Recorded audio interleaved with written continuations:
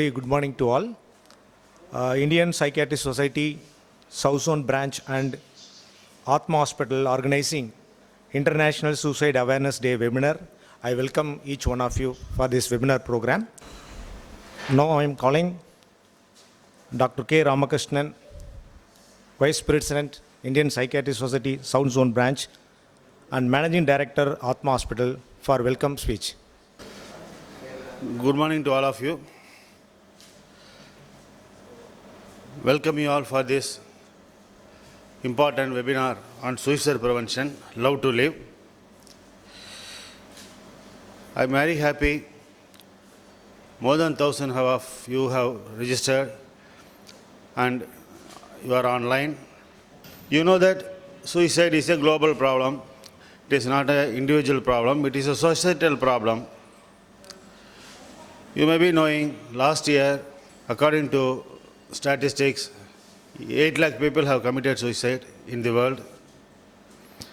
And India, we had 1,50,000 suicides last year. Maharashtra tops and Tamil Nadu is the second place in number of suicides. But so-called underdeveloped states, northeast area, suicides are very less. Then I leave it to you why there is so much suicide here.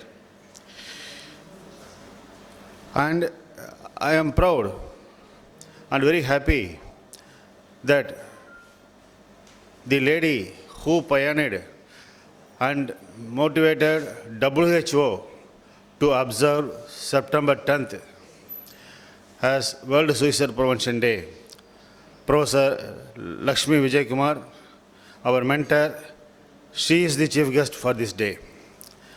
I should be extremely thankful and proud to be associated with you, madam.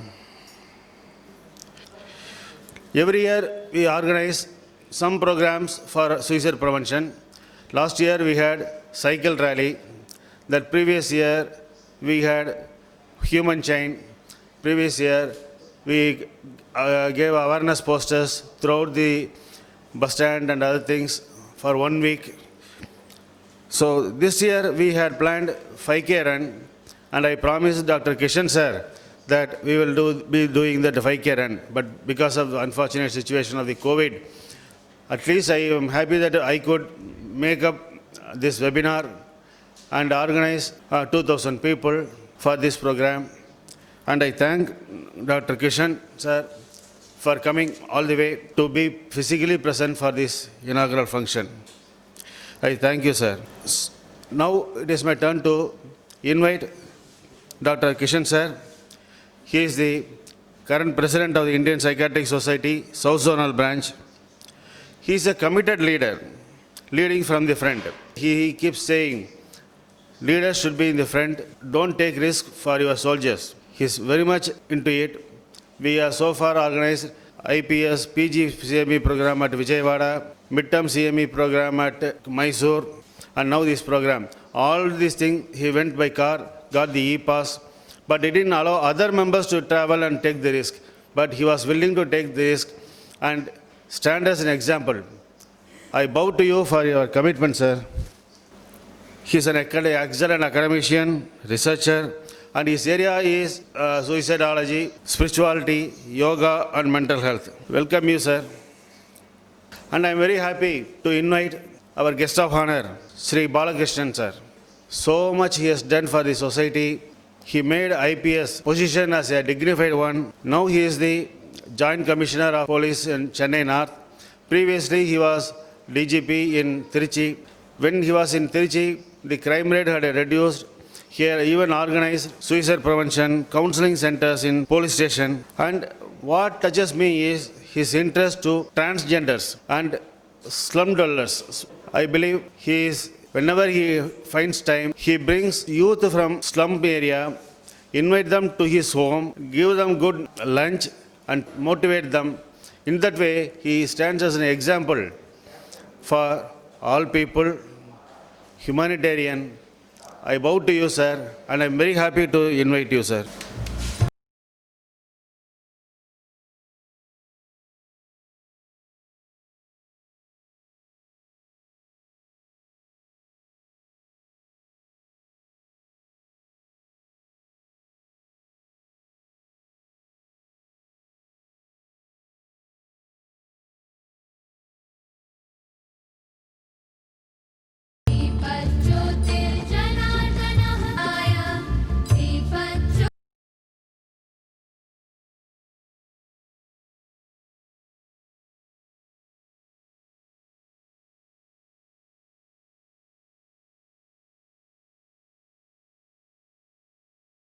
Mr. V. Balakrishna, IPS. Good morning, everyone. First of all, I should appreciate Atma Hospital Group. So I think you have chosen this day for this important and most crucial aspect of our individual as well as societal life. Today, all of you know this NEET exam is going on, the much controversial exam is going on, and we have already witnessed many incidents relating to this particular exam. And there are, if you start listing out, there are sufficient number of causes. If you choose to think that anything happens in anybody's life is the sufficient cause for ending your life. There is another way of looking at it. Whatever comes, whether it's good or bad, learn things. If you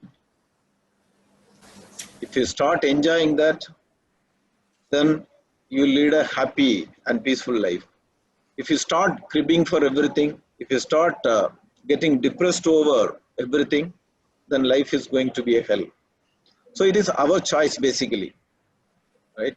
Couple of days back, in my jurisdiction, there was a tragic suicide.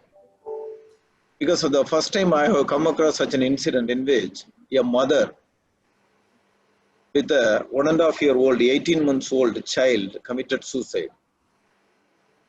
First she killed her son,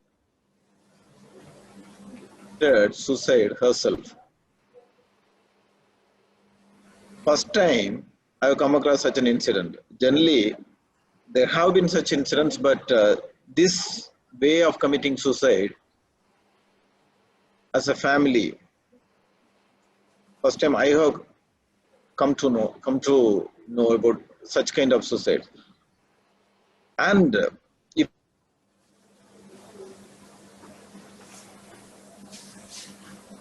there are, of course, emotions involved in suicides, but it is a surprise to all of us.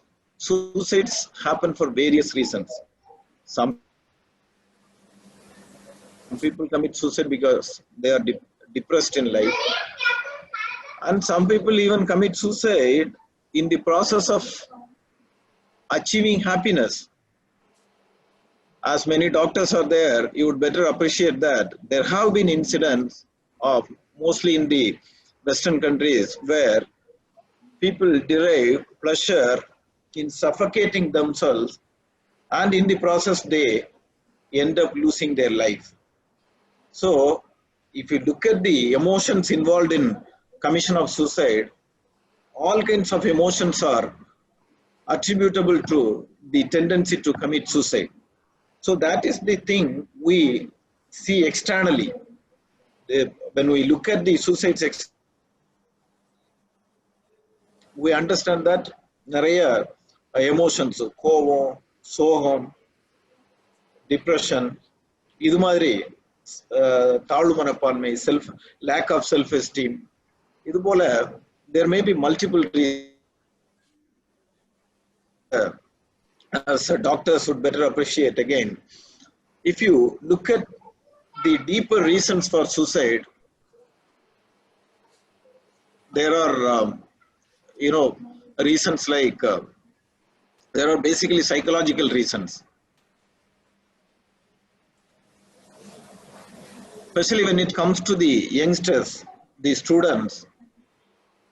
Though sometimes the fear of examination is the cause of suicide, deeper inside their mind there may be reasons of dysfunctional psychological problems. There are problems in cognitive capacity. Like what we are used to is thinking in black and white terms, either this end or that end. There are a lot of gray areas between the multiple options. I would like to quote the great psychologist Viktor Frankl. Viktor Frankl was a survivor of Holocaust. He underwent all the problems, all the cruelties we can imagine in our life.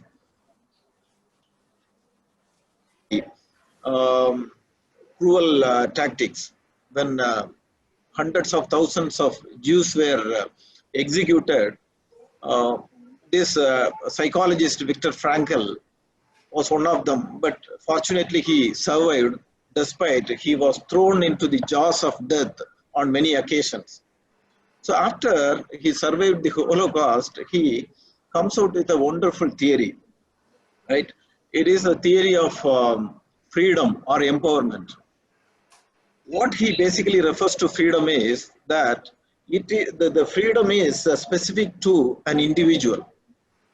See, when you are faced with a situation of something stimulating you to do some action, there is some stimulus and there is some response. When something stimulates you to do a response in a particular way, it is up to you to choose the type of response. Though to the emotional issues, the time available is milliseconds, microseconds, nanoseconds. But that nanosecond, that millisecond, then that microsecond is yours.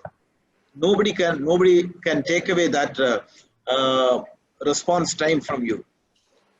So that millisecond or microsecond, what you decide to do, that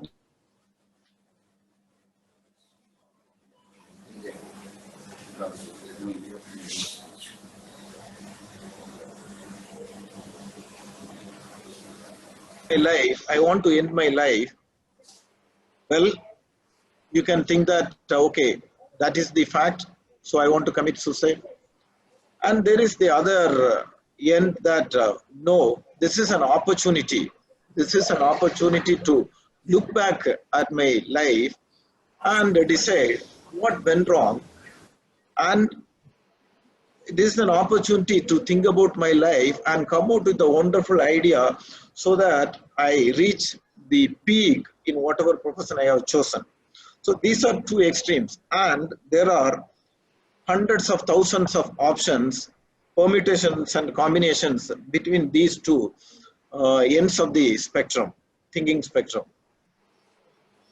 So if you start enjoying that freedom in that microsecond or nanosecond, then you will come out with a lot of options, and then straight away turns your life in a different direction.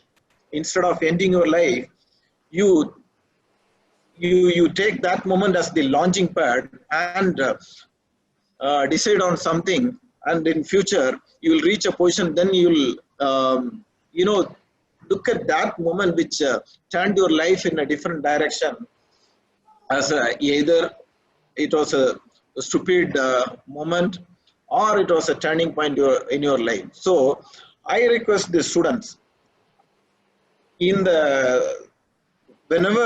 whenever you get an urge in your mind, if exam failure ஆயிட்டமோ இல்ல failure of exam எழுதிருக்கவே மாட்டோம். Exam எழுதுறதுக்கு முன்னாடியே the failure of the fear of failure, நம்ம exam எழுதி அதுல failure ஆயிடுவோமோ அப்படிங்கிற ஒரு பயம், தோத்துட்டா என்ன பண்றது அப்படிங்கிற பயம், இந்த பயம் வரும்போது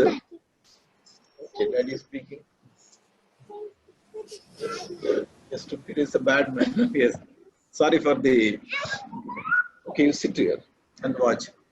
So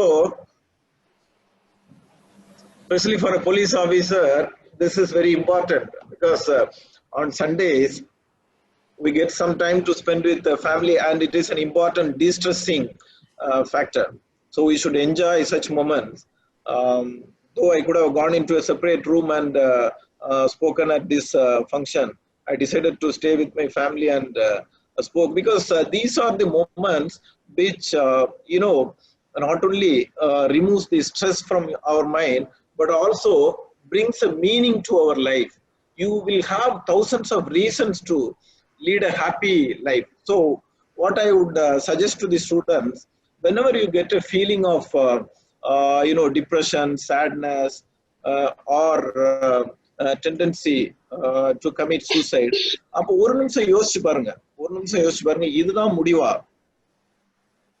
இதுதான் எண்டா, இதுதான் நம்முடைய இவ்வளவு நாள் வந்து நம்ம கத்துக்கிட்டதா அப்படிங்கிற ஒரு செகண்ட் யோசிச்சு பார்த்தோம் அப்படின்னா நம்ம நிறைய விஷயங்கள் வந்து நம்ம அதுலயும் முக்கியமா சூசைடு எண்ணம் வரும்போது இந்த opportunities are freedom I just talked about, அந்த ஃப்ரீடத்தை வந்து நாம வந்து எக்ஸசைஸ் பண்ணணும் அப்படிங்கிற ஒரு எண்ணத்தோட கொஞ்சம் ஒரு ரிலாக்ஸ் பண்ணுங்க. There are hundreds of methods of relaxation. The simplest method is take a deep breath. ஒரு 3 minutes breathing technique அப்படின்னு சொல்றாங்க. நீங்க count number 8 or 10, inhale, deep inhalation, 8 counts or 10 counts you inhale and then exhale. So இது மாதிரி 3 தடவை பண்ணீங்க அப்படின்னா இந்த you will get relaxed. And the relaxation வந்து not only it de-stresses your mind, but it gives you a window of opportunity to think about your decision. So ஒரு 3 நிமிஷத்துல இல்ல அப்படின்னா you get some window of time to decide whether to go ahead with an idea of committing suicide, or there is much more in life which you can start enjoying. இப்ப நாங்க suicide scenes as a police officer who have seen many suicide scenes, அதுல பார்த்தோம் அப்படின்னா always there is a struggle mark, doctors understand it better. ஏன்னா அந்த செகண்ட்ல suicide பண்ணணும் அப்படிங்கிற எண்ணத்தோட பண்ணிட்டாலும் through that pain, the process of losing life, they realize that every human being on the second, on the suicide commit பண்ணக்கூடிய அந்த second அதை தாண்டிட்டாங்க அப்படின்னா then அவங்களுடைய திங்கிங்கே வேற மாதிரி இருக்கும். They want to live, they want to survive. I would advise whoever wants to commit suicide, I would advise you to visit Burns ward in the hospital. Burns ward போய் பாத்தீங்க அப்படின்னா how painful the suicidal process அப்படிங்கறதை you will understand.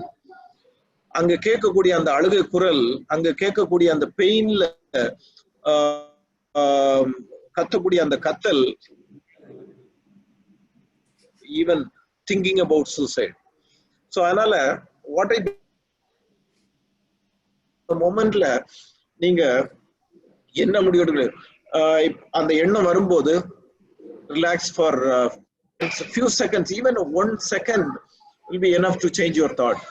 இல்ல நீங்க வந்து you can call up a friend. இப்போ ஆத்மா மாதிரி suicide prevention centers இருக்கு, இது மாதிரி எண்ணம் வருது நான் என்ன பண்ணலாம் அப்படிங்கிறது மாதிரி, இது மாதிரி எல்லாம் there are hundreds of ways of coming out of that suicidal tendencies. But that decision, that momentary decision, the decision taken at the microsecond, in a fraction of second, அங்கதான் வந்து எல்லாம் இருக்குது. ஸோ அதனால ஃபெயிலியர்ஸ் இது எல்லாமே வந்து எல்லாருக்குமே வரும். யூகேல when we went for police training in UK, so என்ன சொல்றாங்க அப்படின்னா we don't let go any crisis without learning. எந்த ஒரு கிரைசிஸ் வந்தாலும், எந்த ஒரு கஷ்டமான டைம் வந்தாலும், it is a training period. So அந்த wonderful training opportunity will not get in ஒரு classroom training. So அதனால அது it is in an organizational setup, but at individual level, தனிப்பட்ட முறையில நாம அனுபவிக்கக்கூடிய நமக்கு எவ்வளவு பெரிய கஷ்டம் வந்தாலும் அதை வந்து நாம ஒரு எக்ஸ்பீரியன்ஸ், ஒரு லேர்னிங் எக்ஸ்பீரியன்ஸ், இந்த இதுல இருந்து நாம என்ன கத்துக்க முடியும் அப்படிங்கறத நம்ம யோசிச்சு பார்த்தோம் அப்படின்னா நீங்க வந்து maybe probably you will start looking for bitter experience so that you can learn more and more, right? அந்த மாதிரி ஒரு பாசிட்டிவ் ஆட்டிடியூட் அது வந்து பேசலாம், பட் பிராக்டிக்கலா எப்படி பாசிபிள் அப்படிங்கிற மாதிரி நம்ம நினைச்சு பார்க்கலாம். சின்ன சின்னதா ஆரம்பிச்சு அப்புறம் பெருசா வரும். ஸோ இந்த பாசிட்டிவ் ஆட்டிடியூட டெவலப் பண்ணிக்கிறது த்ரூ செல்ஃப் கான்சியஸ்னஸ், மைண்ட்ஃபுல்னஸ். நாம வாழக்கூடிய ஒவ்வொரு மொமெண்ட்டையும் வந்து if you start living in the present, then we start living a life of a self conscious life, a mindful life. அதாவது நான் இப்ப பேசிட்டு இருக்கிறேன்னா நான் வந்து இதை பேசுறதை பற்றி நினைக்கணும். நான் பேசிட்டு இருக்கும்போது என் மனசுல நேத்து நடந்த பிரச்சனைகள், நாளைக்கு வரக்கூடிய பிரச்சனைகளை பற்றி யோசிக்க ஆரம்பிச்சோம் அப்படின்னா there won't be any peace in the mind. அதே போல இந்த பிரசன்ட்ல வாழ பழக ஆரம்பிச்சோம் அப்படின்னா நமக்கு on the one hand our focus and concentration improves. That is very important for the students. On the other hand, if you want to develop a good habit, இப்ப positive ஆட்டிடியூட develop பண்ணிக்கிறது சொன்னல, இப்ப ஒரு நடந்து போயிட்டு இருக்கிறோம், திடீர்னு கால் இடிச்சிருது, இடிக்கும் போது வலிக்குது. இத வந்து நாம இப்படி சொல்லி பார்க்கலாம், அதாவது எப்ப பார்த்தாலும் எனக்கு தான் இது மாதிரி நடக்குது, my life is full of sorrows. நான் எடுத்து என்ன பண்ணாலும் அதுல வந்து there is only pain left in me, சந்தோஷமே இல்ல அப்படிங்கிற மாதிரி எடுத்துக்கலாம். அதே இதை if you look at it in the other way, if you start analyzing that moment, ஏன் கால் இடிச்சது அப்படின்னு யோசிக்க ஆரம்பிச்சோம் அப்படின்னா, ஒண்ணு நாம வந்து we are not living in the present. நாம நடந்துகிட்டே வேற எதையாவது பற்றி யோசிச்சுட்டு இருக்கோம், கல்லு ரோட்ல கிடந்ததை பார்த்திருக்க மாட்டோம், இடிச்சிருப்போம். இல்ல இந்த கல்ல போட்டது யாரு, ரோட்ல போட்டது some irresponsible person would have thrown the stone on the road. இல்ல ரோடு போட்டவங்க சரியா போடல. See, இது மாதிரி there may be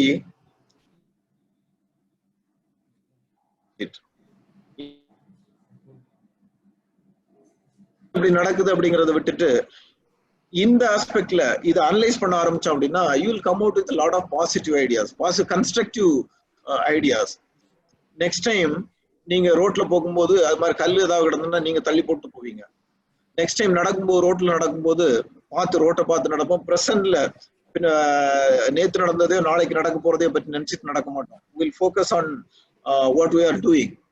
ஸோ இது மாதிரி ஒவ்வொரு செயல்லையும் நீங்க அந்த செயலை பாசிட்டிவா பார்க்க ஆரம்பிச்சீங்கன்னா அதுல பாசிட்டிவ் சைடு என்ன இருக்கு, இதுல what we can learn from this, அப்படி பார்க்க ஆரம்பிச்சோம் அப்படின்னா it becomes a habit.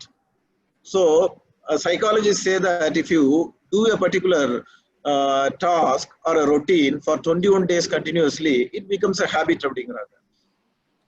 So இந்த மாதிரி பாசிட்டிவ் ஆட்டிடியூட், பாசிட்டிவா திங்க் பண்ணக்கூடிய, கன்ஸ்ட்ரக்டிவா திங்க் பண்ணக்கூடிய எந்த சிச்சுவேஷன்ல, அது கஷ்டமான சிச்சுவேஷனா இருந்தாலும் அதுல பாசிட்டிவ் ஆஸ்பெக்ட்ஸ் என்ன அப்படிங்கறத திங்க் பண்ணக்கூடிய அந்த மனசை வளர்த்துக்கிட்டோம் அப்படின்னா எந்த ஒரு பிரச்சனையும் வந்து நமக்கு பிரச்சனையா தெரியாது. அதுல வந்து லேர்னிங் எக்ஸ்பீரியன்ஸ் நிறைய இருக்கு. Conscious breathing, I start concentrating on breathing. அது நம்ம என்ன பண்ணுவோம்னா பெரும்பாலான பண்ண போகக்கூடிய தப்பு என்ன அப்படின்னா ஒரு ஃபியூ செகண்ட்ஸ் பண்ணி பார்ப்போம், பட் மனசு அலைபாயும், உடனே வந்து வேற எது போகும். அந்த இஃப் யூ ஸ்டார்ட் வாட்சிங் எப்படி பிரீதிங் ஆகுது அப்படிங்கிறத நம்ம வாட்ச் பண்ண ஆரம்பிச்சோம் அப்படின்னா அது அவர் changes it changes the mood. ரெண்டாவது ஸ்மைல். அப்படின்ட்டு ஸ்மைல் பண்ணும்போது the muscles, the facial muscles act in a different way. அந்த ஸ்மைல்ல it's a God's gift. Smile is a God's gift. I think it's being anatomically or physiologically. When you stretch your muscles in the mouth horizontally, there is a relaxation and your thinking itself change. See, there is a close relationship between our behaviors, our feelings. What we do affect our feelings.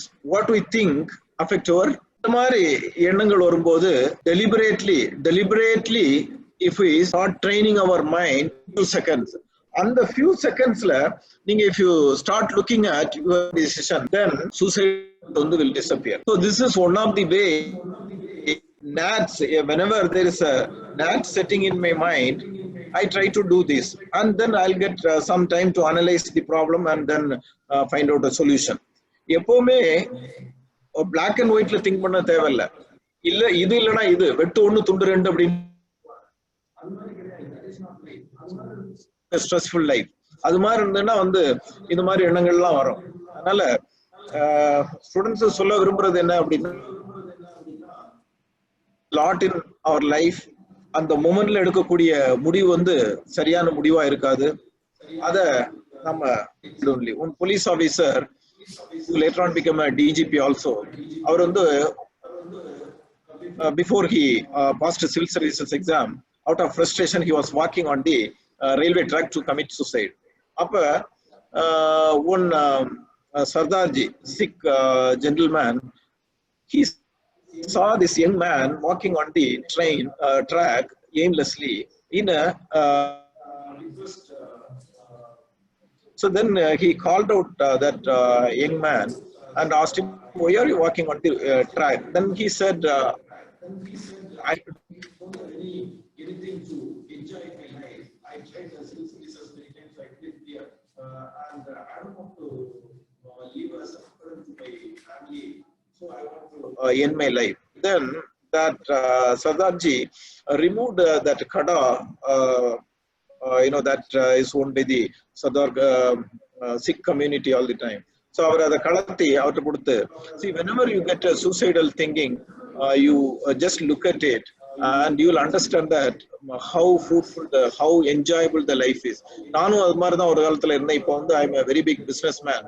Anala see, nee vandu you write the exam one more time, definitely you will clear. He wrote that exam, he became an IPS, he became a DGP also later on. So இது மாதிரி there are any number of success stories. ஒரு வாழ்க்கையின் விளிம்புக்கு போய் எழுந்து வந்த கதைகள் எத்தனையோ கதைகள் இருக்குது. அதனால சூசைடு வந்து அப்படிங்கிறது ஒரு முடிவு இல்ல, அதை ஈஸியா நம்ம ஓவர் கம் பண்ணலாம். அதுதான் இந்த மெசேஜ் சொல்ல விரும்புறேன். Though it is considered as a psychological disease, I also agree with that. It can be overcome. If it is a disease, there is definitely a remedy, right? The doctors will be able to enlighten us about the remedies. Thank you very much. I thank Atma Hospital for organizing this day, Suicide Prevention Awareness Day. Thank you very much. Next, I am called Dr. P. Kishan sir for inaugural address. We are very happy being with you, sir. We are welcoming, sir.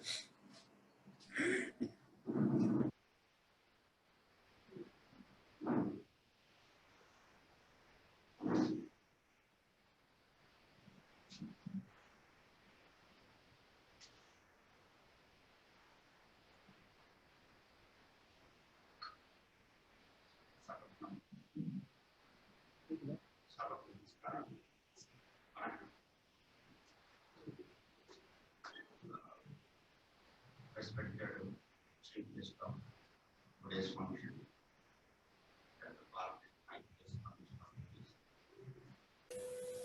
at this juncture, I want to congratulate Dr. Ramakrishnan. He is shortly within to as President of Tamil Nadu State Bank. Is really I'm feeling very happy to hand over my charges shortly within 3 months. He's a person of leader. I've seen his work. I came yesterday morning. I visited Atmalayam. I visited the Mind City. I visited Shantivanam. So he's working a lot of seen. Thank you, sir. You are a practical proof of commitment of psychiatric and mental health. Rehabilitation is my mission, but I have seen real work from you. I learned a lot of things from you. How to deliver services to homeless mentally ill. Lot of homeless mentally ill yesterday I have seen. and rehabilitation services and giving employment to more than 100 members. It's really not a simple thing. And really, and my congratulations as well as best wishes on behalf of South Zone to you, sir. And today we crossed 4,000 delegates. The credit goes to Dr. Ramakrishnan and his concept. He has given wonderful name, Love to Live, for this web version of suicide prevention program of South Zone. Thank you, sir, for taking the challenge, even though there was a troublesome situation of COVID, and making a grand success. I'm again congratulating Dr. Ramakrishnan and his team and Tamil Nadu State Branch for taking this as a challenge and making a grand success. Here, I want to tell about 1 to 2 minutes about the theme of the suicide prevention program for this year. Working together to prevent suicide is the theme given by WHO and International Association of Suicide Prevention for this year. We, especially Indian Psychiatric Society, in India, suicides are more if you see the international scenario. In India, South Zone, that is South India, and East India, the Northeast states are, suicide rate is very high. That's why South Zone has taken a decision to have this program as a permanent program till the suicide rate decreases in South. That with as a rotation we are doing, we are giving equal opportunity to all states. That is the main thing. And today's this main theme, coming to this theme, whole Indian Psychiatric Society in the nationwide as conducting lot of seminars and different programs for suicide awareness and different zones. On behalf of South Zone and all 5 states, we are becoming together, and from this forum, as the president of South Zone, from historical city of Trichy, from banks of River Kaveri, I'm feeling happy to come together. Let us come together because there are a lot of I'm able to see the 12,000 delegates, different social workers, community, the nurses are there, psychologists are there, psychiatrists are there. So let us come together. And on behalf of Indian Psychiatry Society, we are coming together, all psychiatrists throughout the nation. So let us do a comprehensive planning and implementation to decrease the suicide rate in this area. I want to quote here about, because Lakshmi Vijay Kumar is waiting to deliver her lecture, I'm telling only 1 or 2 points from the Indian mythology. Our culture, our Indian culture as well as our Sanatana Dharma will not accept the suicide. You take Mahabharata, Arjuna went to depression and anxiety in midday of the war then Lord Krishna has given counseling, that is the Bhagavad Gita. So he has to face, when he has seen his grandfather, he has seen his guru, so his hands shaken, he's out of anxiety, and these things will come. So he told, life is a war, you have to take the challenge. So no attachments, nothing, no guilt. There is no place for the guilt. You have to, whatever comes, you have to take it as a issue. So like that, the counseling goes on. Same thing, I want to express one more same incident in Mahabharata. Most of the people were not aware of this. Even Duryodhana got a depressive scene. He called Bhima in the midnight. The Arjuna episode happens in the midday, in the middle of the Kurukshetra war. But Duryodhana went to this as a gift, ideas of guilt, and went to depressive swing and called Bhima to the middle, in the midnight, in the central place of Kurukshetra, and is given knife to Bhima. I'm worthless. And he thought that he developed guilt as he has done sin with Barbarika, was son of Bhima. So my life is worthless. He's a child and he's feeling so guilty, and that in depressive scene, he asked Bhima to kill him. So if you kill me, I think you will be going to win the whole this war. So then Bhima has given counseling to the Duryodhana. No, this is not the way. I don't kill you. And you have to face this life. You have to face the war. You have to die as a warrior, not this timid way of. That is the counseling given by Bhima to Duryodhana. Then you know what happened in the whole Mahabharata and Kurukshetra war. So by quoting these two messages, in India, suicide rate should be decreased. Our mythology, our Sanatana Dharma is against suicide, and we should ignite not only psychiatric services, not only teamwork and implementation, awareness activities, and the suicide is a sin.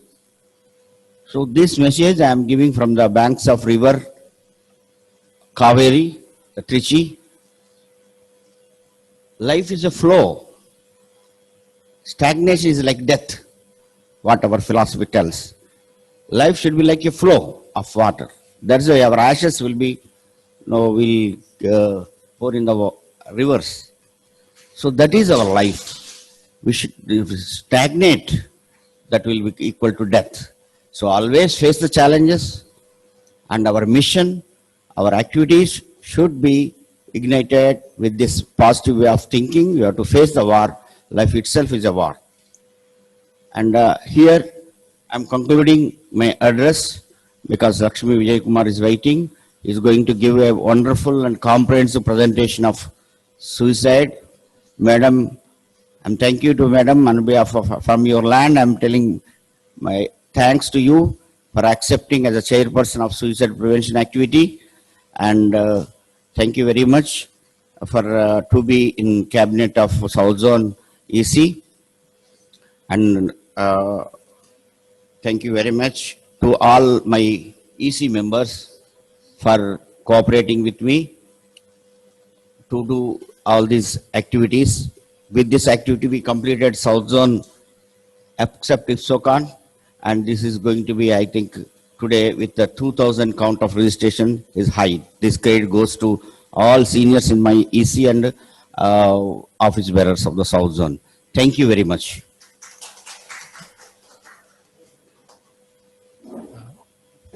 Thank you, sir, for a beautiful inaugural address.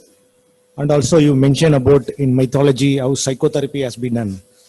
Really, it aware our self-insight. And thank you, sir, being with us. Now I'm calling my colleague, Mr. Arvind, introduce our speaker, மதிப்புக்கும் மரியாதைக்குரிய திருமதி doctor Lakshmi Vijayakumar.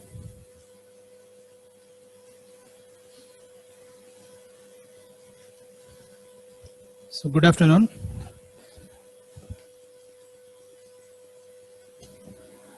To introduce Dr. Lakshmi Vijayakumar. She is the pioneer in suicide prevention in India.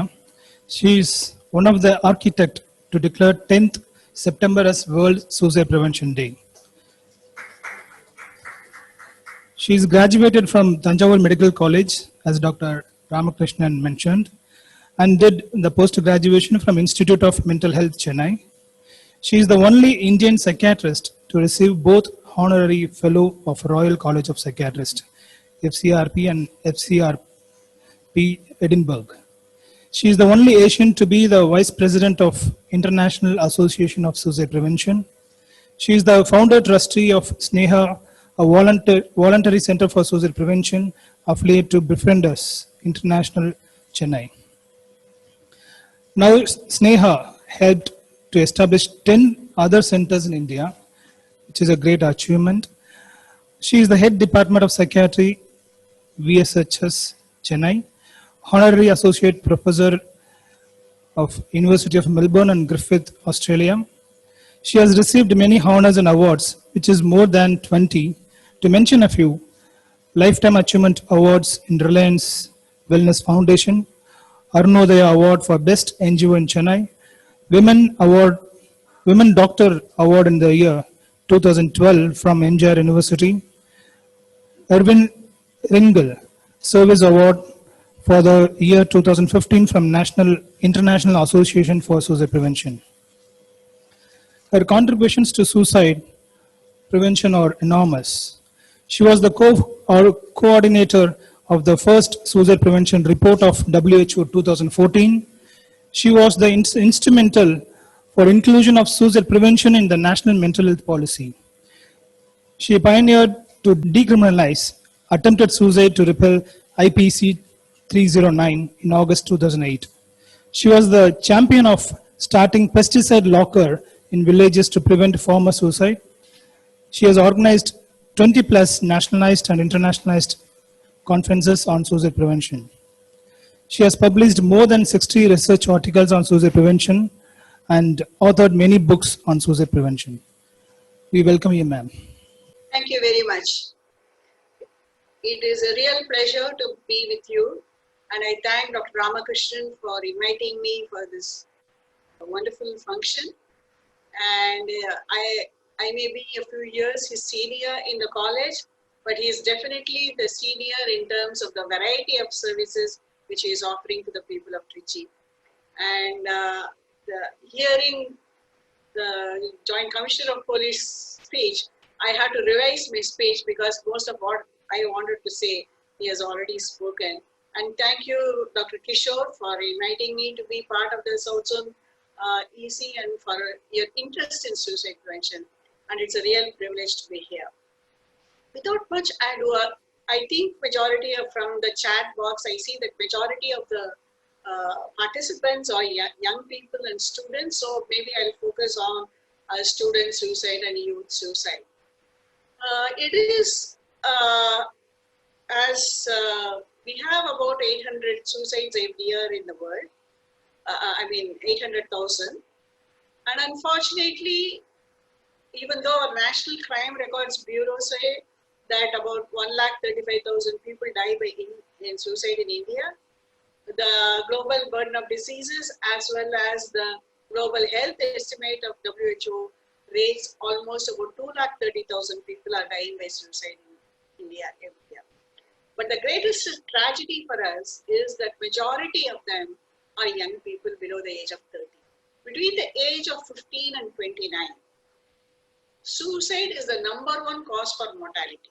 It is not road accident, it is not maternal mortality, it is not anything else.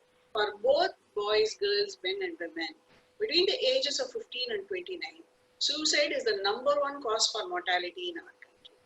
So when we lose a young life, it is not only a loss to the family, it is a loss to the community, it is a loss to the economy, it is a loss to our country. We are losing so many young lives.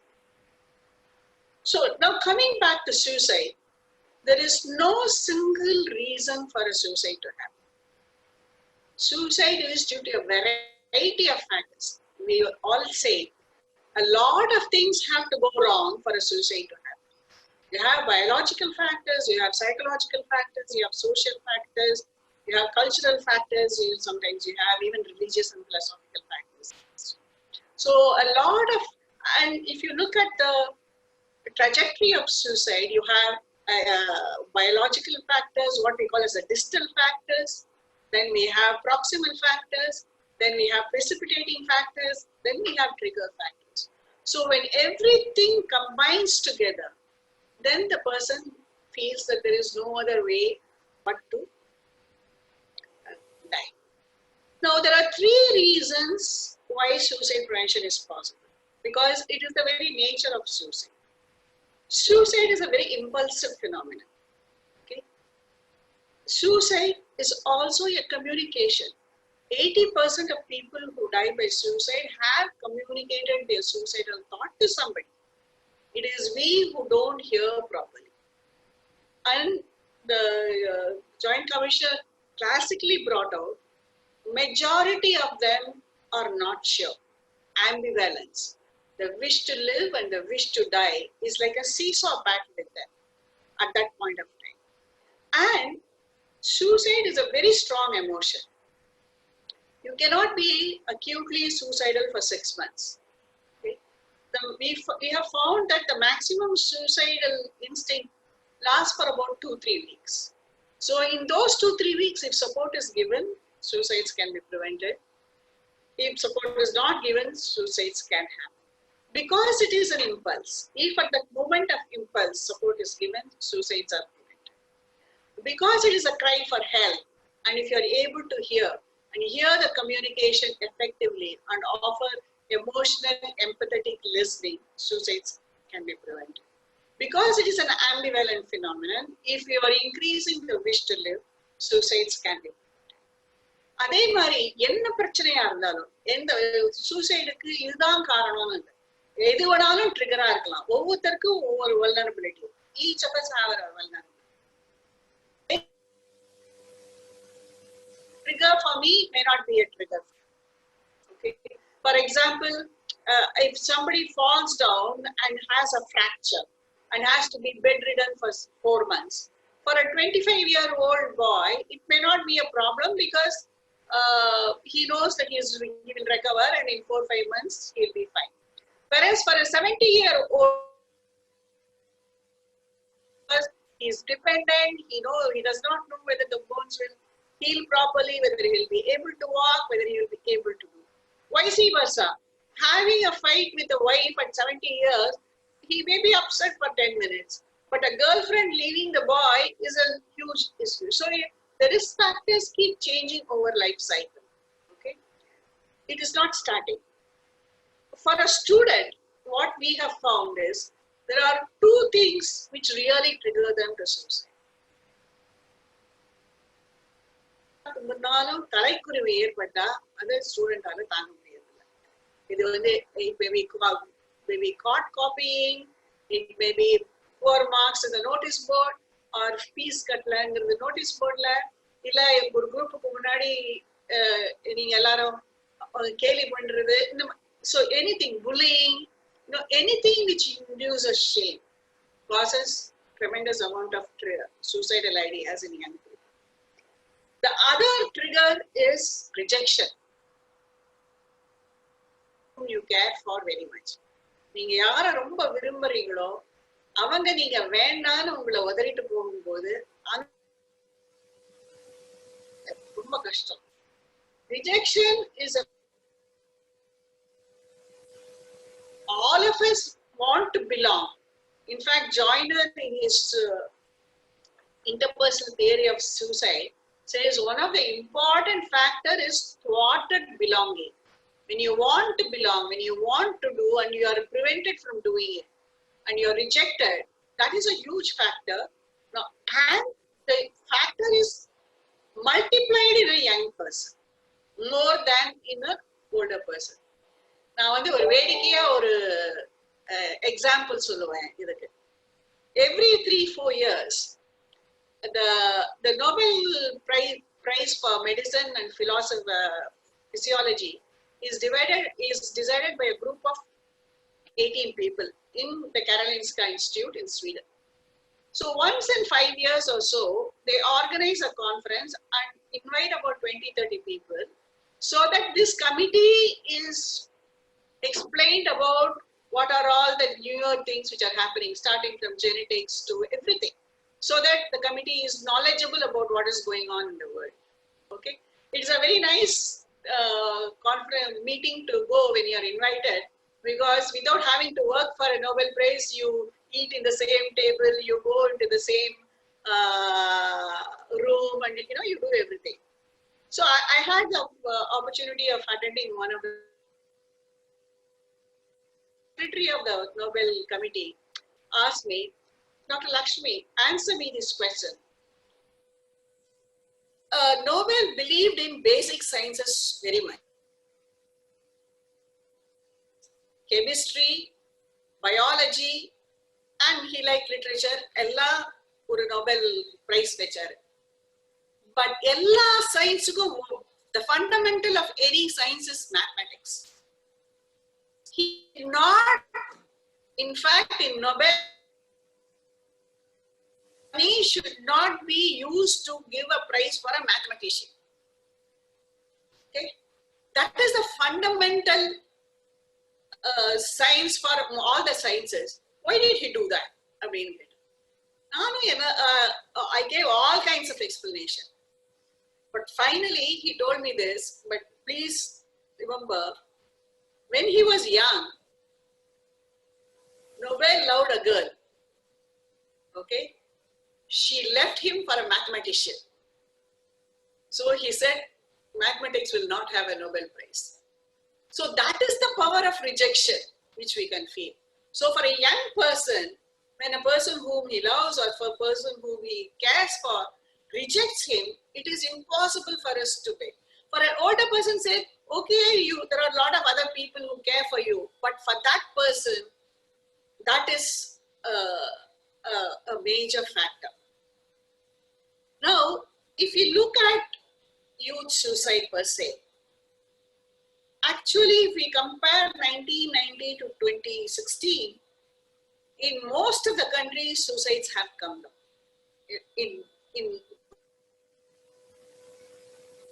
In quite a number of countries, youth suicides have happened. Youth suicides have increased in the US, in India, and in many other countries, youth suicides have increased. So what is the reason why these youth suicides happen? Majority of the time, they fall into three categories. Either it is interpersonal problems which they are not able to solve, or it is academic issue related issues which they have, family issues, or amongst friends and peers. And that is a big issue which has happened. The fact is, in families, what we are witnessing now is that majority of the families have one or two children. So all the parents are thrust on these children. When I was growing up, I remember my father will not even know which class I am studying. Okay?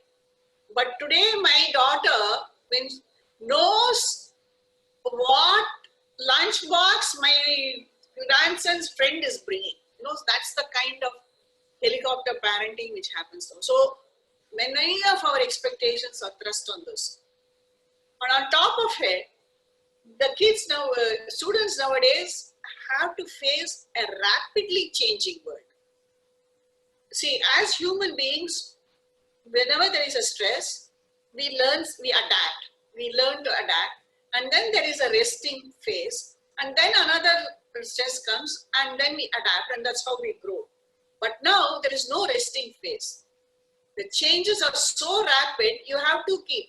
For example, about 10 years ago, a generation gap will be between 20 and 30. Now the generation gap is between 20 and 24, 24 and 30, like that. So there are huge differences of what they are exposed to and what pressures they go through now. And this rapidity of change does not allow them a resting period. So they are naturally more anxious, more stressed. The other thing is, this is a generation what I call as an instant generation. They are used to getting everything instant. Coffee, whether it is instant message or whether it is Instagram, the minute they think it is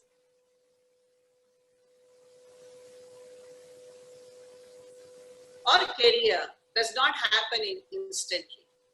And that is a major problem for them. So when they are used to getting everything instantly, and when they are not getting what they want instantly, then there is a sense of failure, there is a sense of hopelessness. The second thing is, how do I say this? There is I just quote one example. Recently, I had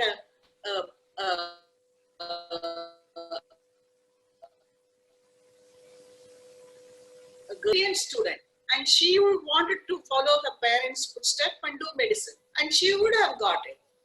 But unfortunately, just a week before her final exam, she had both typhoid and chickenpox. So her performance was not up to the mark. She got 90%, but suicide.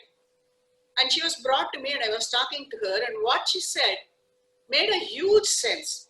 She said, my father taught me how to play very well. My mother taught me how to sing well. My teachers taught me how to study well. But doctor, nobody taught me how to face a failure.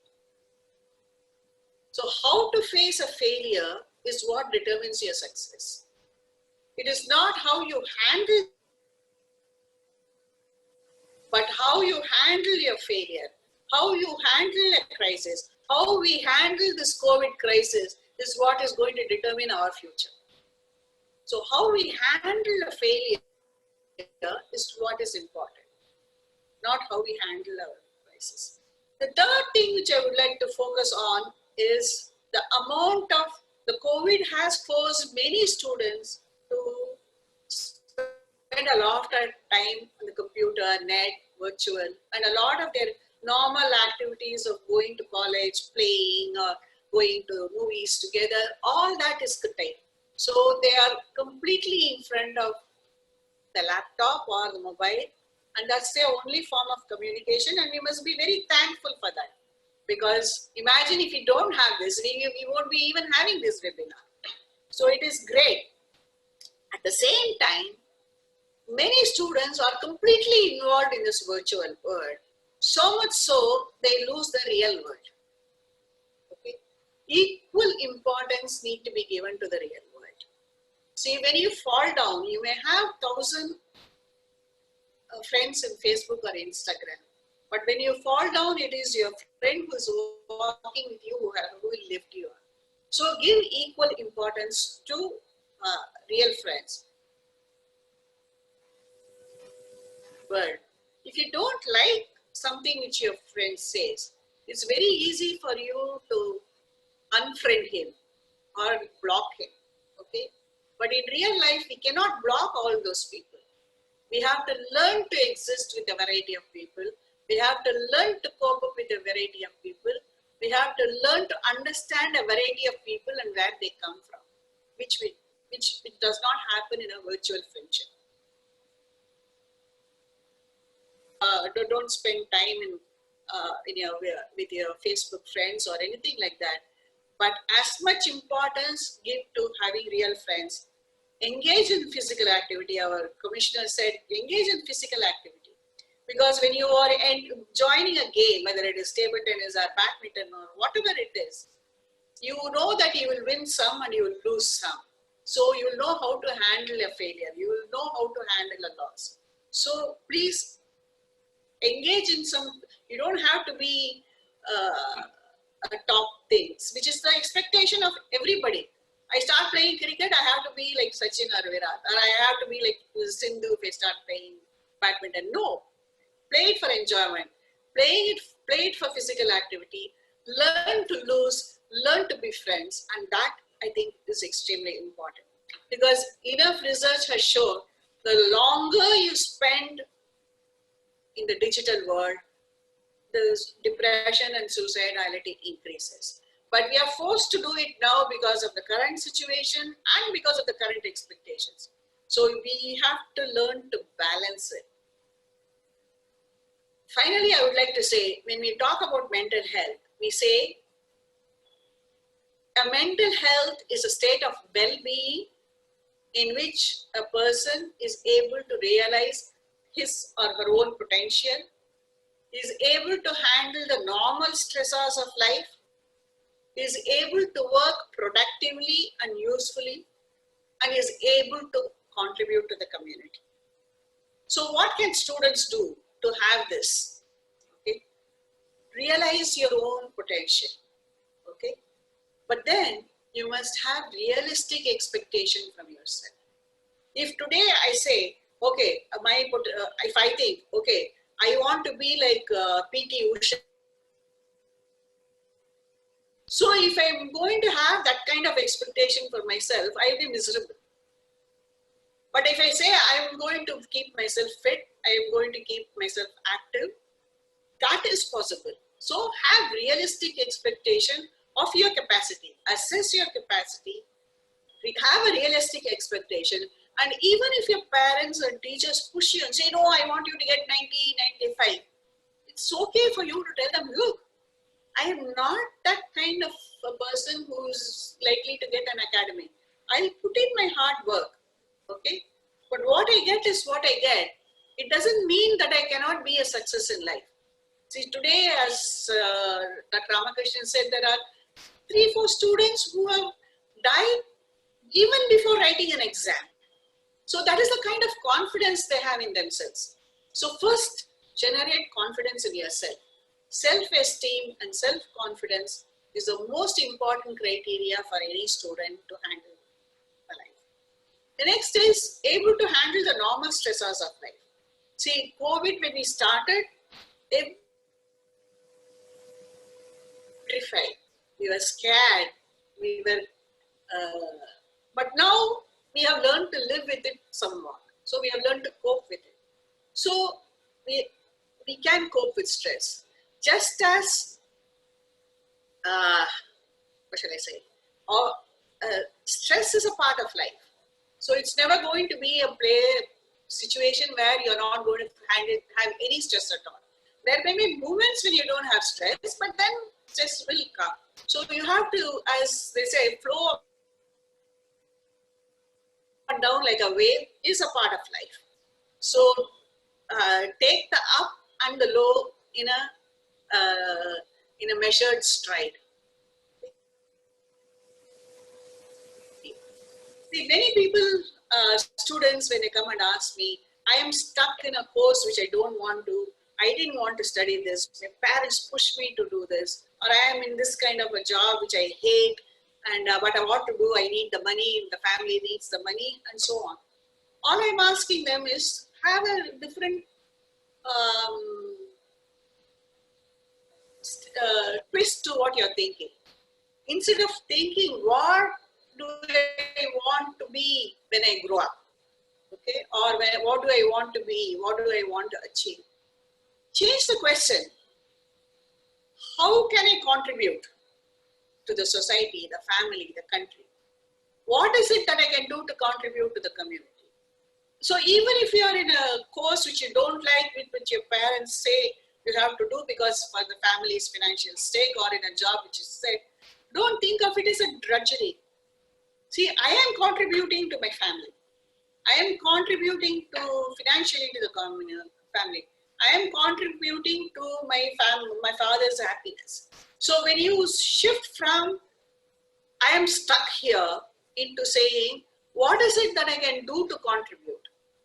We can contribute. Just think about it. Even if we have not done anything great, even if you have helped, say, immediately that day you start feeling good about yourself. Okay. So I think as a student, what we need to have faith in people around us, and most importantly, and how can this be done? This has to be done from the young age. You don't wake up one day and decide, okay, I will handle it. To be taught right from the beginning that how to solve the problems, how to solve interpersonal problems, how to regulate our emotions. As I said, it can be mindfulness, it can be meditation, it can be playing, it can be anything, but how to regulate our emotions. Don't hesitate to ask for help. Many youngsters, particularly those who are going through psychological issues, have great reluctance to ask for help. Okay? Help is available. Talk about it. Talk about your depression. Talk about your suicidal thoughts. Help will be available. As we say, suicide is often a permanent solution to a temporary problem.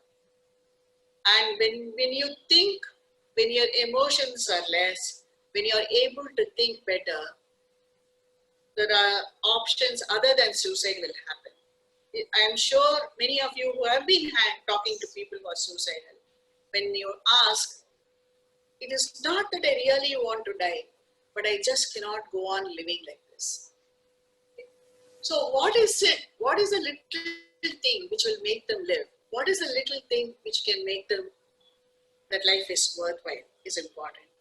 I don't know whether Dr. Ramakrishnan has precognizance or something like that, because I was really surprised to see his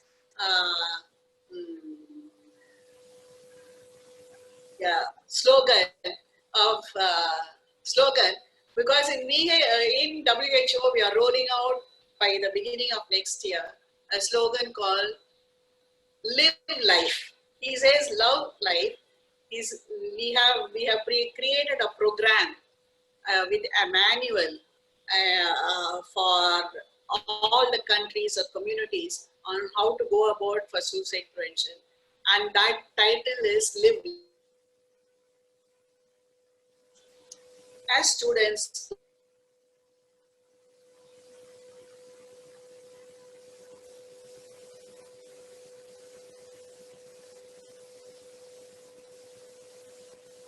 if we love ourselves, love our neighbors, love our family, and ask for help, help will be available.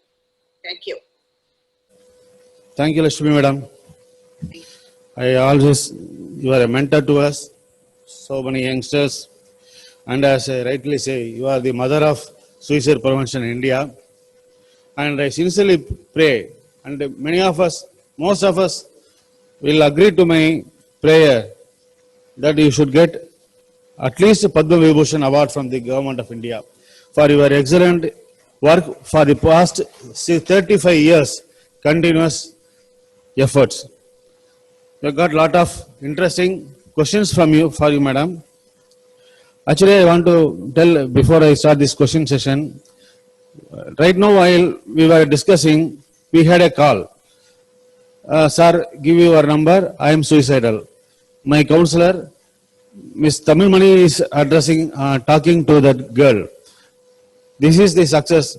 We are going to prevent one more death. That is the message I want to communicate. Madam, Lakshmi Madam, we know you saved a lot of suicidal tendency persons.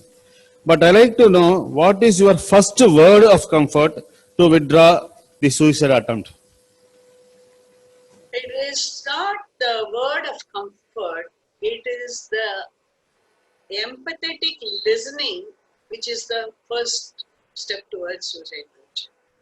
It is not what we say, but how we are and how we understand the person, how we understand the emotions of the person, how we are non-judgmental, non-critical, and understand what they are going through. And then by going through that, but when that person who is suicidal, see, whatever be the problem of a person who is suicidal, the feelings of the person at that end point is a sense of loneliness, helplessness, and hopelessness. So if that person at that point of time feels this person cares for me, this person understands what I'm going through, the loneliness comes down. Once the loneliness comes down, and when you have okay, this person understands, this person cares for me, then the suicidal feelings.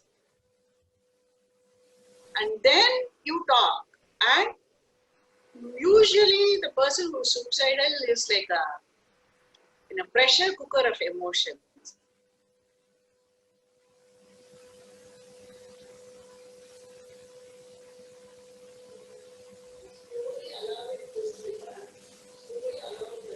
Come out and then open the book. The same way, allow the emotions to come out. Listen to him without your criticism, without your judgment. Allow the emotions to come. Once the emotions are out, then they are more open to suggestions. And they themselves will see, okay, maybe I should try this. Maybe I should try this. As they say, it is that moment. If at that moment support is given, so many suicides can be prevented. So it is not what you say that is important, but what you are to that person in front of you, which is important. We recently saw got the news of a psychiatrist committing suicide. Is suicide among psychiatrists more? Are they vulnerable? Yes, all over the world we have found that suicide in psychiatrists are high. In fact, there is a very nice study done from Harvard because there was a feeling that people who took psychiatry themselves may be psychologically vulnerable, and that's why there are more suicides in psychiatrists. So there was a nice, interesting study from Harvard Medical School where they assessed the personality of the students when they joined medicine, when they were just finishing medicine, then 5 years choosing a particular branch, and then 10 years after they have chosen the branch, and try to find out whether there was any change in the personalities or whatever it is which were, and why suicides were. There, compared to all other specialties, two specialties were at the too broad end. One was the surgeons and the other was the psychiatrists. The surgeons were impulsive, risk-taking, bold, and psychiatrists were more cerebral, introverted, thinking, a kind of not very social. So there was really no difference in terms of psychopathology. But 10 years into a profession, or 15 years into the profession, then they found that psychiatrists had more suicide.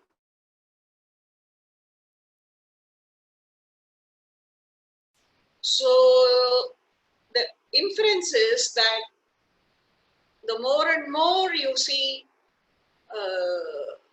psychiatric patients, it has an impact on you. So psychiatrists have to take more care to see that they are able to have a sense of balance in their life. But the recent suicides of psychiatrists, we also should not forget the fact they are also human beings. They are also likely to have depression, schizophrenia, and all that. Okay, which may not be what should I say, visible when they join psychiatry. But over the course of because many of the people by 21, 22 are into psychiatry in our 2023 or so. So many of these disorders come a little around 25, 26. So they could have mental health issues also. And then it becomes even more difficult for a psychiatrist to seek help for his psychological problems. So how we enable that is a big issue.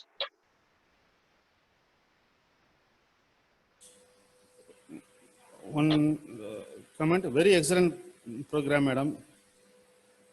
There are 3 suicides in the last 3 days. Is it due to NEET or some other factors? As I said, there is no single factor. So I won't say NEET is the only factor.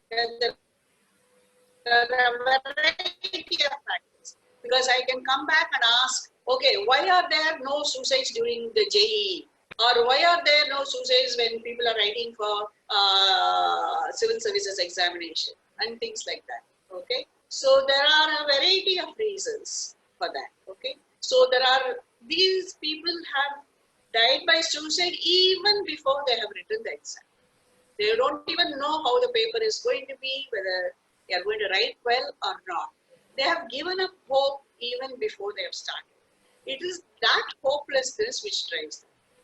And I'm really sorry to say, the media also has, and the political climate, the media, they all have an impact. I'm just asking this question. Why are there no suicides before JEE? That's also an competitive exam. That's also an engineering professional exam, but it is not. Okay. Why it is that? Because the media has played a significant role. See, the media is like a double-edged weapon. Sensational portrayal of suicide can trigger copycat suicide in vulnerable, particularly young people.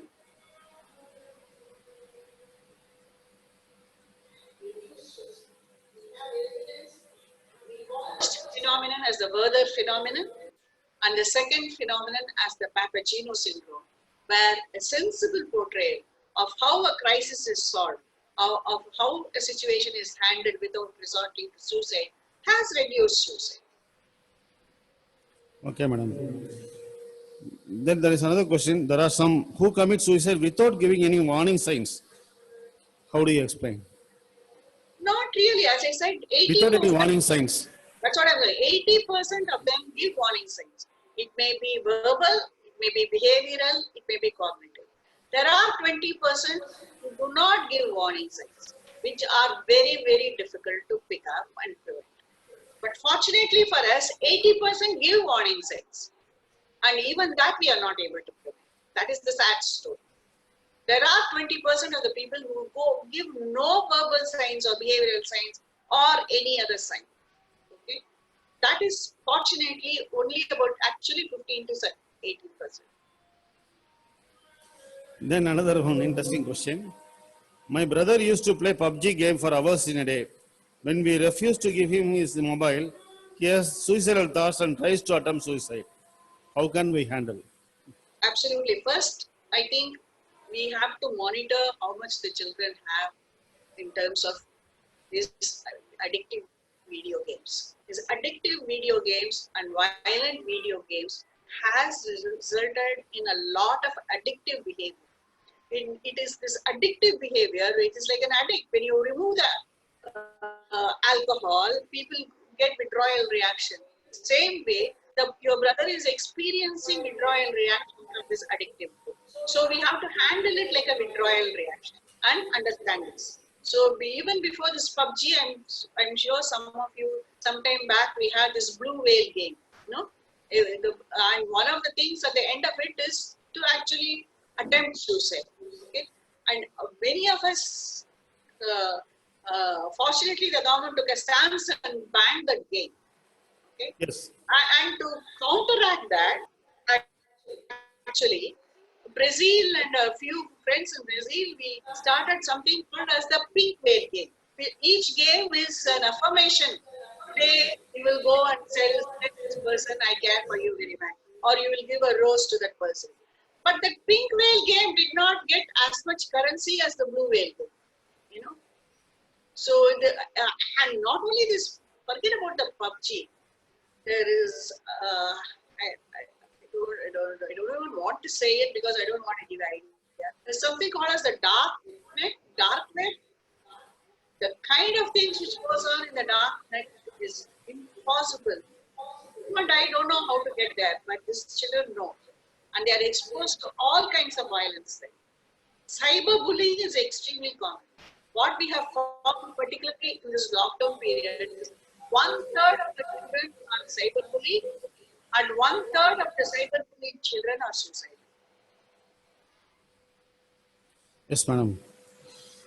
See, we have seen some suicides being telecast live in social media. What is your comment about it? It has to be completely stopped. In fact, Facebook has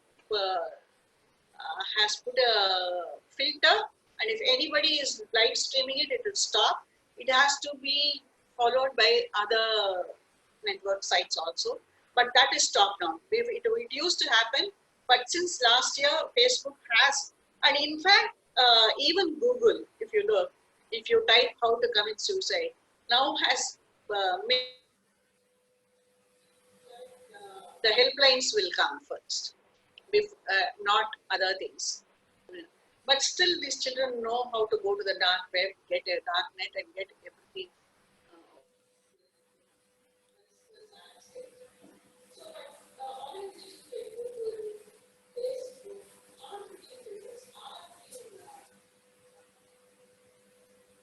Things because it started actually in Japan. what they call as cyber suicides. It is two people who don't know each other at all. Okay, they meet in the net and decide to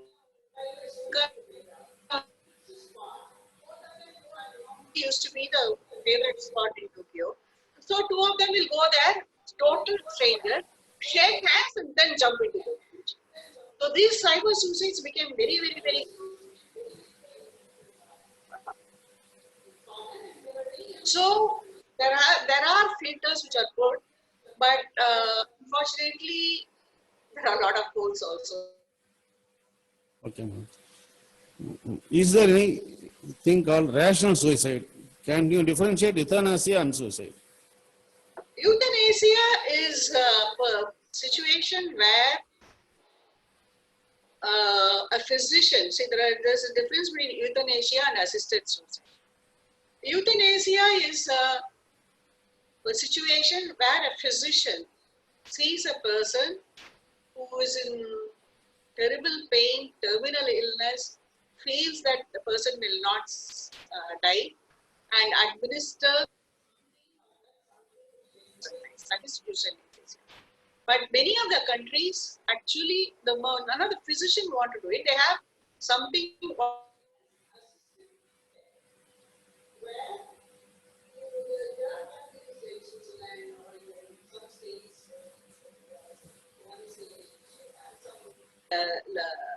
Belgium, Luxembourg, and all that, where euthanasia or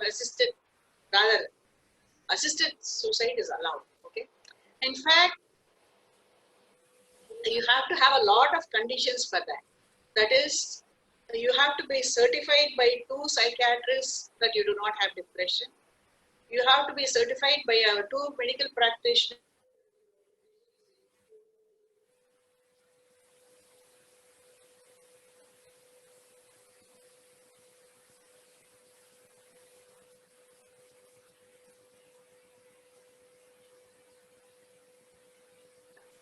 Having said this, interestingly, there is an organization I'm sure many of you have heard called Dignitas in Switzerland, which helps people with assisted living. So actually when research was done in Dignitas, that is you have to fulfill all these criteria, then you get admitted to the Dignitas Foundation and then you have to be there for 2 weeks in case you want to change your mind, and then assisted suicide is helped. Research has shown that people who go through all these stages get into Dignitas and 40 to 50% of them discharge themselves and go back before proceeding further. So even if you are terminally ill and if you are having severe pain and there is no treatment and if 2 psychiatrists have said you don't have depression, even then you change your mind. As JCP said, I don't know whether he's there or whether he's called away for work. The fact is, many people, that ambivalence is what we cash in. When you give time, situations change, people's thinking change, the environment change. Let's take our own history of Chennai. We are all speaking English now because Robert Clive won the war over the French in Chennai. Okay. When Robert Clive came here, he had tuberculosis, he was a clerk, and he got a letter that his girlfriend in England has married somebody. So he decided to die by suicide. So he took a pistol and shot himself. Nothing happened. Second times he did it, nothing happened. Third time he did it, nothing happened. He got so vexed, he pointed the pistol out of the window and shot, and it fired. So he stopped back and said, why did it not fire when I tried 3 times? Check. Maybe God wants me to live. And then only he became Sir Robert. We have many instances in history where people, as he said, gone to the brink of suicide, have come back and are very, very successful now. In fact, there are many people here who are alive now, whom we are famous, who have given us a lot of happiness, who have gone to that stage and come back. I don't want to mention any names because confidentiality issues. But there are many. Having high suicide rate among India. Pardon me? Though Tamil Nadu GDP is much higher, more educated, but still Tamil Nadu ranks second in the number of suicides. What is the reason, madam? India statistics. For the last 20, 30 years, we have found that the southern states of Kerala, Tamil Nadu, Telangana, all have, Andhra Pradesh, all have higher than national average suicide rates. The middle states like Madhya Pradesh, Orissa have middle rates. The northernmost states like Bihar, Uttar Pradesh, Jammu and Kashmir, they have the lowest suicide rate. In fact, the suicide rate among the big states, the lowest suicide rates is found in Bihar. Okay. This pattern has been persistent for the last 20-25 years. We have tried to look at it in a variety of ways. One clear fact states the educational level is higher. Okay. Probably with increased education, there is an increase in expectation of what life should give you. And if your expectations are not met, suicides are likely to happen. Or if you want to look at it from a anthropological aspect, this peninsular India has never been attacked by forces from outside, like Punjab, Rajasthan, where Afghans, Persians, have attacked. So in the northern part, they are much more open with their emotions. So aggression is more murders, more those kind of things are more in the northern India. Here, we internalize aggression. Okay, Menninger called suicide as murder at the 180th degree. Wish to kill, wish to be killed, and wish to die. So it is what we call as introjected aggression, which causes suicide. So for a long time, we are more culturally internalize our aggression. Also probably a theory. The other factor could be that, how do I say that? There was a feeling that it was a better reporting system here than in the north. But that theory is ruled out now because even in the million death study or in the global burden of disease study, we find the same pattern, although the percentage of underreporting is higher in the north. Question, Lakshmi madam, just want to ask you that, although we believe that this is a myth, but many people whom we approach for awareness think that talking about suicide is like planting an idea in a person, and they don't want to talk to people about it and want to avoid the talk about suicide. Hence, we want to know how to deal with this.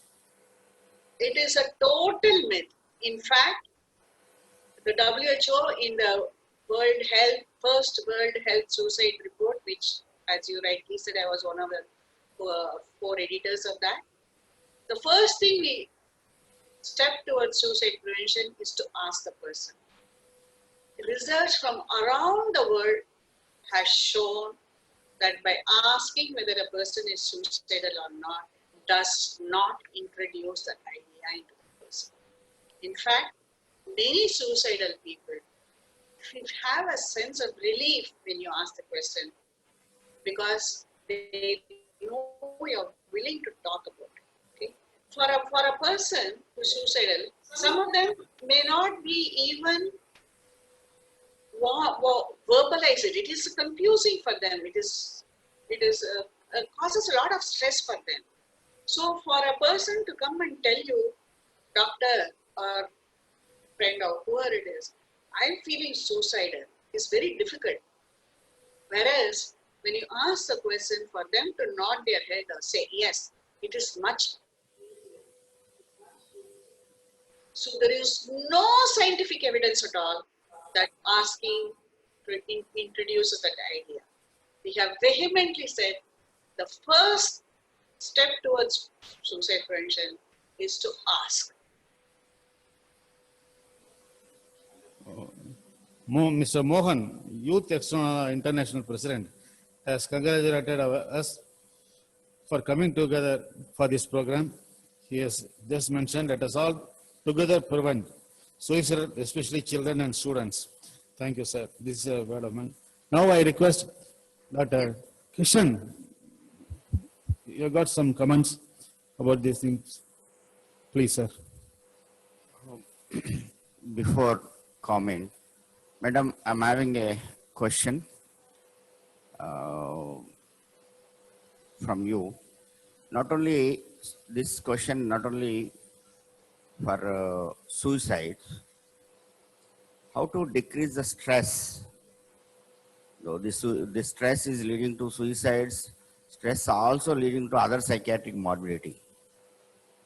Role of silence, role of giving break in the profession, like holidaying. Some people are doing internet fasting, WhatsApp fasting. People are not getting a time for cognitive. There's a lot of cognitive overload.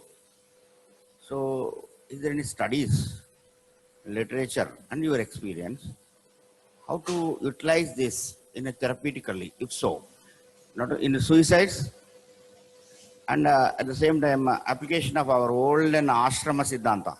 There is no shrama in ashrama. The free food, free accommodation.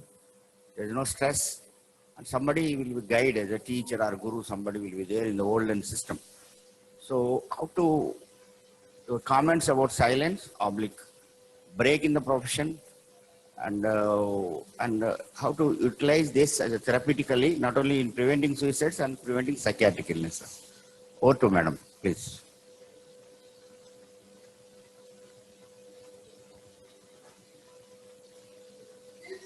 Who have advantages, who have meetings, who have all the stress. So if you feel it is important for a person, if the person feels that you're being stressed, then you have to see what is it that I can do to make myself more, what shall I say, more enthused, more, more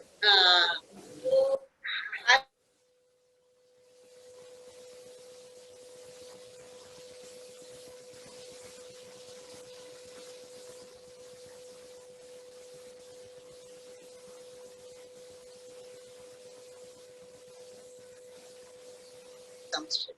One is every day have some physical activity. Okay.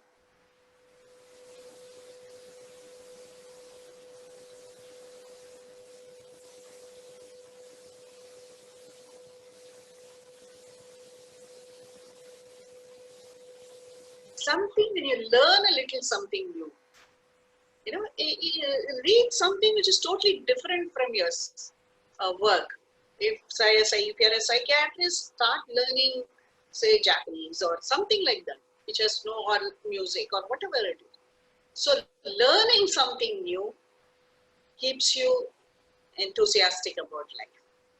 Third thing is social activity. So if we have behavioral activity, mental activity, and social activity, which is not, social activity means, again, it is not related to your profession or anything. Do something which is different. Go and sit in the beach. As regarding your question about silence, I think it is a very philosophical question.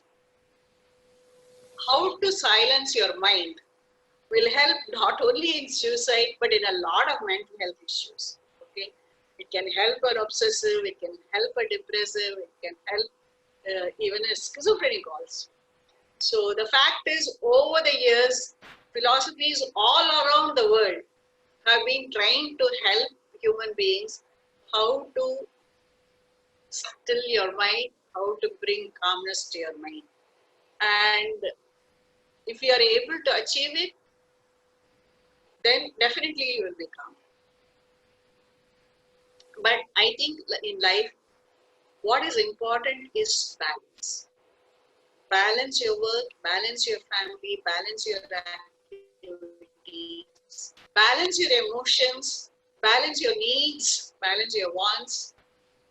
Then you'll feel more balanced. Only one closing remark from my side. I've seen a lot of rehabilitation center, not only yesterday, Ramkrishnan's Atmalaya and newly ongoing project Mind and Shantivana, even in Hyderabad, rehabilitation centers, giving shelter to them who are in stress, already distressed souls, especially in rehabilitation of drug abuse and other rehabilitation, admitting them for 1 month, giving some physical activity and opportunity to expose them to social workers, opportunity to expose them occupational therapies, and giving a direction to their life, new techniques of coping mechanisms. These are all I've seen in Vijayawada Rehabilitation Center. So many cities I'm moving during this my tenure of Southern activity. So probably the future rehabilitation centers and the young psychiatrists are also social workers, and so many persons are in the audience. There is a scope of service, the psychiatric services, especially in rehabilitation. That may be a wellness clinic, that may be a daycare center to care your needy persons. Maybe acute intervention, maybe supportive therapy, or maybe a planned behavioral therapy, or just giving a support system and exposing them to different specialists, a psychologist, a clinical psychologist, a social worker, a occupational therapist, a spiritual guide, different, maybe mindfulness technique, maybe relaxation technique, maybe some other techniques of relaxation. These are all probably, I think in the audience there are so many new, young, upcoming mental health professionals. Probably there is a lot of scope in the service activity in India. So we should have probably the service centers.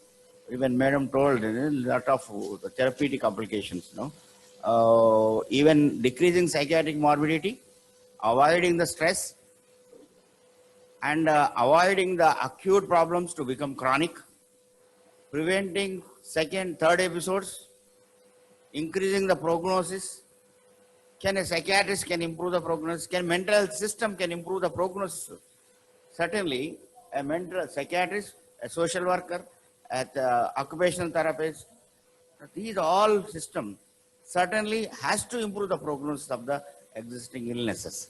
With this closing comment, I'm hand over to the organizers. Thank you very much, madam, for accepting to be chair of the Suicide Prevention Committee of South Zone, and you delivered a wonderful lecture and comprehensive, and your experience throughout the globe, and you are, I think, even whatever the wish from the organizing committee, you are eligible for the Padma Shri or Padma Vibhushan. That is our wish. We don't know. We should pray for the God. Thank you, madam. Thank you very much. Thank you very much, sir. Thank you for your kind words. Thank you for Year 2020, I would say a year of stress, where this COVID pandemic, and among this, almost all of our population in the world are facing a unique form of stress which we have not been come across in our life, only heard about earlier pandemics. So this pandemic has caused immense stress among the public, and we are coming out of it. And this is such a program where suicide prevention is an important step were creating awareness among people. I thank the speaker, Dr. Lakshmi Vijay Kumar, who had delivered an excellent lecture non-stop for more than an hour. And more importantly, it's her experience in the last 30 or more years. She has seen people, she has created awareness in various lectures. Now, I thank Dr. Balakrishnan, who has been working tirelessly for the public, and we can see his live action where he was with his family. So the important message here is be with your family at least on a Sunday. And most importantly, I want to thank Kishan sir, who has come all the way from Hyderabad to be with us. He has spent with us for last 2 days, and where he was with us, guiding us, and he was also guiding us over the last few weeks. And I want to thank Dr. Ramakrishnan and all his team. Most importantly, Mr. Arvind, Mr. Randeep Rajkumar, Tamil Mani, Saleh Kumaran, Vijay, and Tyagarajan, and where there was an entire team who has been working around here, especially Louis, who could collect nearly 2,000. Even if it would have been a live conference, we couldn't have been gathered 2,000 people on a single day, on a Sunday. Imagine on a Sunday, single day, okay, for pinning down for 2 hours or more. Okay, it's very difficult. Okay, so this COVID pandemic also created something like where webinars was widespread, because last year we did not hear much about webinars. Now every day and out we are seeing a webinars, and I can always see that webinars are there for 20 or 30 or 50 people. Here in a webinar, there are 2,000 people attending a webinar. So I think it's very unique. We can boldly say that we had conducted a webinar where 2,000 people or more attended this webinar. So it's all because of the type of the speaker, the experience of the speaker. And I thank the entire Atma team. I thank office bearers of Indian Psychiatric Society, South Zone. I thank Indian Psychiatric Society, Tamil Nadu chapter, all the office bearers, president, secretary. Most importantly, I thank the partners of this program, Indian Red Cross Society, Tiruchirappalli District Branch, Jamal Muhammad College, Urmu UDC College, Indira Ganesan College, Netaji Subhash Chandra Bose College, Vellalar College of Nursing, Apollo College of Nursing, Department of Social Work from Bharatdasan University, Holy Cross College, Bishop Weber College, Andavar College of Arts and Science, Periyar Maniammai College, Departments of Women's Studies, Bharatdasan University, Junior Chamber International Society, Trichy, Rotary Club of Tiruchirappalli, Youth Exnora, Rishi Foundation, Vaithyapon, Valavaippom Foundation, Kalaimani Foundation, Uyirkakkam Karangal, Agni Siragal, Nehru Yuva Kendra Tiruchirappalli, Tamil Nadu Medical Science and Representative Associations, Aram TV, King TV, and Sun Pharma. And Sun Pharma has been working with all such programs, and I congratulate, I thank them, and I thank the audio visuals. So last 2 hours, there was not much of, almost no hinges in the program. It was going on well. Thank one and all.